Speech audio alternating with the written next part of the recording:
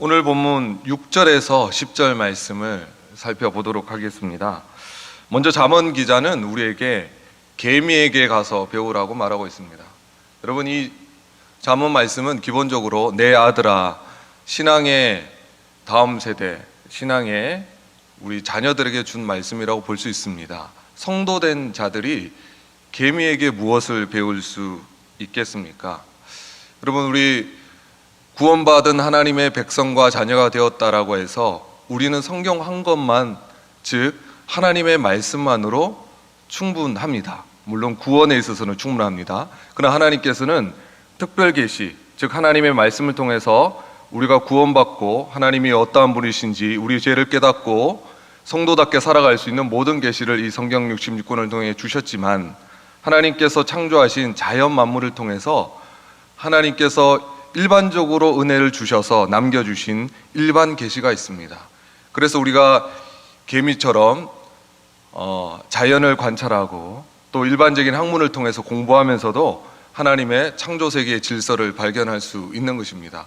그래서 거시적인 부분을 탐구하는 천체 물리학자들도 별과 우주를 탐구하면서 그 가운데 새겨져 있는 하나님의 질서를 발견하며 하나님을 찬양하게 되고요, 생물학자들도 이 미세한 세포 하나하나에 있는 도저히 그 미세한 그 영역 속에서도 놀라운 창조 질서를 발견하면서 하나님을 찬양하고 하나님께 영광을 올리게 되는 것입니다. 불신자들은 일반 계시를 아무리 탐구해도 그 가운데서 하나님을 발견할 수 없지만, 이미 구원받은 하나님의 자녀들은 이 일반적인 학문을 연구하면서도 하나님의 영광을 올려드릴 수 있는 것입니다. 모든 진리가 하나님으로부터 왔기에 이 진리를 탐구하면서 하나님께 찬양할 수 있는 것입니다. 이 잠언 기자가 개미에게 배울 수 있는 첫 번째 교훈을 바로 자발성으로 우리에게 제시하고 있습니다. 개미들은 두령도 감독자도 통치자도 없지만 스스로 알아서 일을 한다라고 하는 것입니다. 우리 신앙생활의 원리도 마찬가지입니다. 외적인 압력이나 강제, 다른 사람들에 대한 시선, 부담감, 이런 것들로 신앙생활하면 안 된다는 것입니다. 우리 내면 안에서 자원하는 마음으로 자발성을 가지고 신앙생활을 해야 된다라고 하는 것입니다. 우리가 이 각 잡고 2년 동안 엄격하게 군생활을 2년 동안 하다가도 전역한 지 며칠이 안 돼서 예전으로 돌아가지 않습니까? 왜냐하면 그 권위가 외적으로 주어졌는데 그 외적 권위가 사라지고 나니까 바로 변하는 것입니다. 우리가 자녀를 양육할 때도 마찬가지입니다. 부모의 권위 때문에 자녀들이 순종하는지, 아니면 자녀들이 마음 깊은 곳에서 자원하는 마음으로 정말 순종하는지를 잘 살펴보아야 하는 것입니다. 왜냐하면 단지 부모의 권위에 눌려서 순종하는 삶을 살아가다 보면 20살이 넘어가고 성인이 되어서 부모라고 하는 외적 권위가 사라지고 나면 자연스럽게 예전으로 돌아가고 말기 때문입니다. 제가 제자 훈련을 진행하면서도 계속해서 제자반원들에 강조하는 것이 있습니다. 여러분, 이 제자반 과제나 여러 가지 훈련들을 그저 제자반을 담당하는 목회자에게 검사받고 훈련 과정을 통과하게 하지 마십시오. 그러면 올 가을에 이 제자 훈련이 끝나고 나면 예전으로 돌아갈 것입니다. 이 과제 하나하나 할 때마다 이것을 내면에 체화시키고 내가 기쁘고 즐거운 마음으로 이것을 감당할 수 있도록 자발성을 가지고 하십시오. 그래야만 제자 훈련이 끝나도 계속적으로 변화된 삶을 살 수 있습니다라고 제가 계속해서 강조를 합니다. 코로나가 장기화되면서 비대면 예배에 모이지 못하게 되면서 더더욱 자발적인 신앙생활에 대한 강조는 더 강조되어야 하는 것 같습니다. 왜냐하면 이제는 사람들에게 등 떠밀려서 사람들의 시선 때문에 신앙생활 충분히 게으르게 할 수 있는 시대가 되었기 때문입니다. 그래서 집에서 영상 예배를 하면서 온라인 예배를 하면서도 내면 안에서 내가 하나님 만나고 싶어서 주님을 기뻐하는 마음으로, 자원하는 마음으로 신앙생활을 해야 하는 것입니다. 두 번째입니다.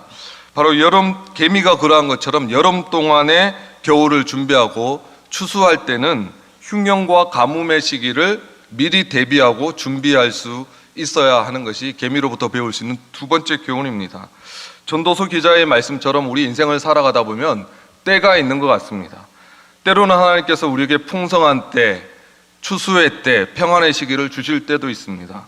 그러나 항상 우리 인생을 보면 그런 시기가 있는 것만은 같지 않습니다. 때로는 결핍의 시기, 고난의 시기, 흉년의 시기, 가뭄의 시기도 우리 인생 가운데 분명히 올 수 있다라고 하는 것입니다. 요셉이 7년의 풍년의 시기를 통하여서 그 추수된 모든 곡식을 곡간에 모으면서 7년의 흉년을 대비했듯이 하나님께서 우리에게 풍성함을 주시고 추수의 시기를 주신다면 그저 그 현재에 그치지 말고 언젠가는 흉년이 올 텐데, 언젠가는 가뭄이 올 텐데 그때를 대비하며 준비해야 되겠구나라고 생각하라라고 하는 것입니다. 이번에 우리가 코로나 사태를 겪으면서 모두가 이구동성으로 동의하는 것이 이제는 마지막 때가 되었다라고 하는 것입니다. 전쟁과 가뭄과 핍박뿐만 아니라 전 세계적인 전염병의 창궐, 팬데믹으로 인하여서 모든 성도들이 정말 이제는 말세가 왔구나, 이런 인식을 가지게 되었습니다. 그리고 뿐만 아니라 또 어떤 인식을 가지게 되었습니까? 이 말세의 징조 중에 바로 믿음 때문에 핍박이 시작된 시대를 살아가고 있습니다. 이제 실제로 여러분 밖에 나가 보시면 우리 교회를 향한 적대적인 감정들이 정말 피부로 느껴지는 시대를 살아가고 있습니다. 교회라고 하면 치를 뜨는 사람들이 서서히 많이 늘어나고 있습니다. 직장에서도 교회 출석하려면 눈치를 봐야 되고 실제적인 피해를 감수해야 하는 시대가 되었습니다. 아마도 우리가 앞으로 감당해야 될 핍박은 더 커질 것으로 예상합니다. 그래서 이 평안의 시기에 그래도 하나님께서 우리가 자유롭게 하나님의 말씀을 읽을 수 있고 예배할 수 있는 이 형통의 시기에 우리는 앞으로 다가오게 될 말세의 환란의 시기를 준비할 수 있어야 하는 것입니다. 마지막 때는 초대교회 때와 같다라고 하는 말을 많이 합니다.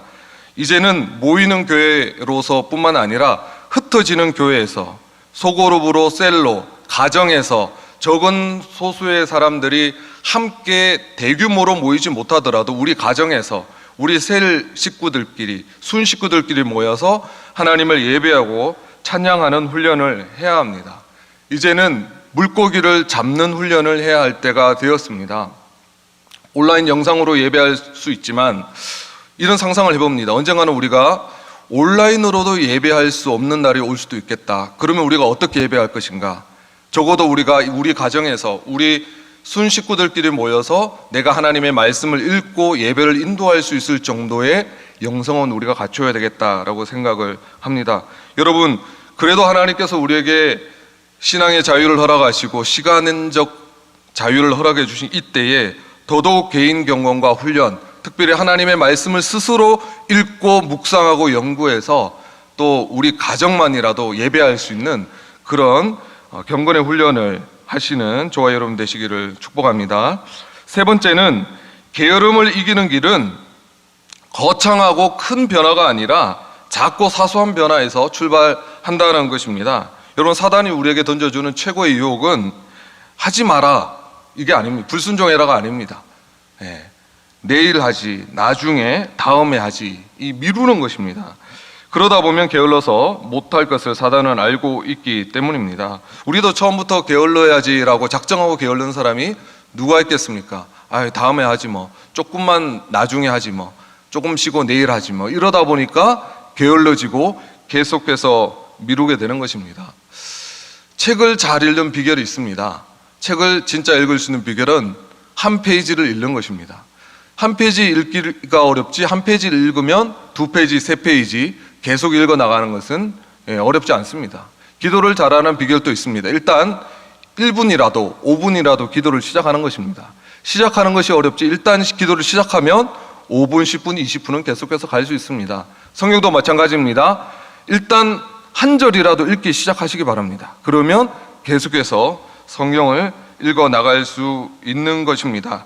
그래서 바쁘다, 분주하다 생각하지 마시고 짜투리 시간이라도 내셔서 일단 시작하시기 바랍니다. 영적인 일에 5분이라도 투자하시기 바랍니다. 그것이 바로 게으름을 극복하는 길이 되는 것입니다. 네 번째입니다. 오늘 잠언 기자는 게으른 사람을 잠과 관련지어서 우리에게 설명하고 있습니다. 게으른 사람은 자는 사람과 같다라고 하는 것입니다. 그런데 여러분, 사람의 육체와 영혼이 분리되지 않습니다. 몸이 게으르고 잠자기를 좋아하면 자연스럽게 영적 수면 상태에 들어가기도 쉽다라고 하는 것입니다. 그래서 몸이 게으른 사람은 영적으로 게으르게 되고, 영적으로 게으르게 되면 영적 잠을 자는 상태에 들어간다라고 하는 것입니다. 겟세마네 동산에서 예수님 자신은 십자가를 앞두고 땀방울이 핏방울이 되도록 간절히 기도했지만 제자들은 어땠습니까? 피곤함을 이기지 못하고 계속해서 자고 있었습니다. 그때 예수님이 하신 말씀이 무엇입니까? 너희들은 어찌 한 시간도 깨어 기도할 수 없더냐. 그들이 피곤함을 이기지 못해서 육체적으로 잠을 자고 있었지만 예수님께서는 기도하지 못하는 제자들을 꾸짖으면서 너희들 어떻게 이 중요한 시간에 깨어 기도하지 못하고 영적 잠을 자고 있느냐라고 제자들에게 말씀한 것입니다.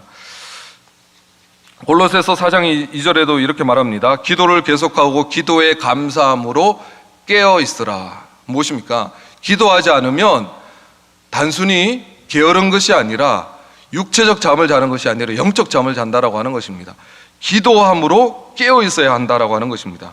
그리고 기도하면 영혼이 깨어 있을 수 있기 때문입니다.